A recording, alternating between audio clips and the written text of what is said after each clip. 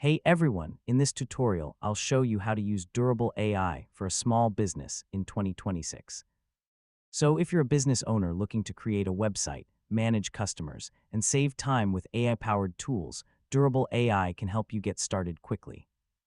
First, sign into your Durable AI account and open your dashboard. If you don't already have an account, create one and complete the setup process. Next, create a new website for your business.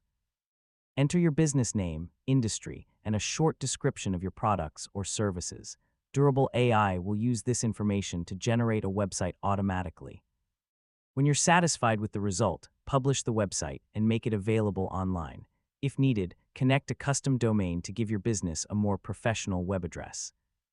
Finally, continue updating your content, managing customer relationships, and exploring new AI features as your business grows. And that's it. That's how to use Durable AI for a small business in 2026. Thanks for watching, and I'll see you in the next tutorial.